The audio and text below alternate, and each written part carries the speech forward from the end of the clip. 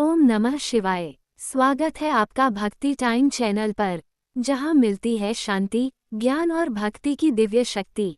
अगर दिल को छू जाए तो सब्सक्राइब जरूर करना। चलिए शुरू करते हैं आज की कथा। आदित्य वर्मा एक प्रतिष्ठित कॉर्पोरेट कंपनी में सीईओ था। उसकी पहचान उसके तेज दिमाग, आत्मविश्वास और सफलता से थी, लेकिन उसके अंदर एक खालीपन था जिसे वह समझ नहीं पाता था।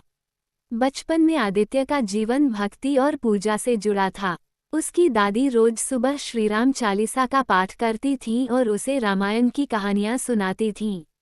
लेकिन जैसे जैसे वह बड़ा हुआ, धर्म उसे पिछड़ेपन की निशानी लगने लगा। समय पैसा है, वह अक्सर कहता।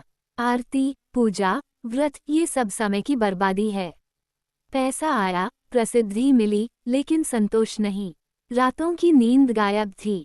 नींद की गोलियां, शराब, महंगी छुट्टियां कुछ भी शांति नहीं दे पा रहा था। एक दिन आदित्य की मां को दिल का दौरा पड़ा। वो आईसीयू में थीं। डॉक्टर ने कहा चमत्कार ही बचा सकता है। आदित्य अकेले मंदिर के बाहर बैठा था। बरसों बाद उसने भगवान को पुकारा, अगर मेरी मां ठीक हो जाए तो मैं वादा करता हूं कि फिर कभी तुझसे दूर नहीं जाऊंगा। मां की हालत कुछ ही घंटों में स्थिर होने लगी। डॉक्टर हैरान थे, आदित्य नहीं। उसी दिन से आदित्य ने सुबह का 1 घंटा ईश्वर को देना शुरू किया। पहले केवल मौन बैठना, फिर धीरे धीरे ध्यान, फिर गीता का पाठ। आदित्य का जीवन अब बदलने लगा था। पहले वह गाड़ी में तेज म्यूजिक सुनता था, अब शंकराचार्य के प्रवचन। पहले वह कर्मचारियों पर चिल्लाता था, अब मुस्कुराकर समझाता था। उसने एक दिन अपनी टीम को कहा, हम सिर्फ धन नहीं, धर्म भी कमाएं। उसने कंपनी के सीएसआर फंड से एक गौशाला शुरू की। फिर एक गुरुकुल में बच्चों के लिए डिजिटल लैब डोनेट की। लोग बोले, आदित्य बाबा हो गया है। वो मुस्कुराता और कहता, नहीं, मैं बस अपने मूल की ओर लौट रहा हूँ। एक दिन कंपनी पर एक बड़ा संकट आया। निवेशक पीछे हट गए, शेयर गिरने लगे। आदित्य के सामने सब कुछ खो देने का खतरा था। सभी सलाह दे रहे थे, नकली अकाउंटिंग दिखाओ, सरकार को रिश्वत दो, तुम बच जाओगे। पर अब का आदित्य वही नहीं था।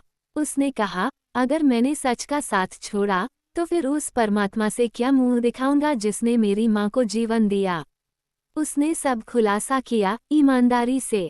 मीडिया ने पहले उसे बुरा कहा, लेकिन फिर उसकी सच्चाई को सराहा। कुछ महीने बाद नई साझेदारी आए और कंपनी उभर गई। आदित्य अब हर सप्ताह एक गांव में जाता। वहां बच्चों को पढ़ाता, बुजुर्गों से मिलकर रामकथा करता। एक दिन एक बच्चे ने पूछा, आदित्य अंकल, भगवान क्या होते हैं? वह बोला, जब तुम किसी को बिना मतलब के मुस्कान देते हो, जब तुम सच के लिए खड़े होते हो, जब तुम्हारे भीतर दया जगती है, वही भगवान होते हैं। उस दिन आदित्य ने जाना कि सच्चा सुख सफलता में नहीं, सेवा में है। 60 की उम्र में आदित्य ने कंपनी की कमान युवाओं को सौंपी और हिमालय की यात्रा पर निकल पड़ा, एकांत में, शांति की खोज में। लेकिन अब वह जानता था, शांति बाहर नहीं, भीतर होती है। धर्म कोई बोझ नहीं, वह तो जीवन का आधार है। भक्ति, सेवा और सत्य का पालन ही असली सफलता है।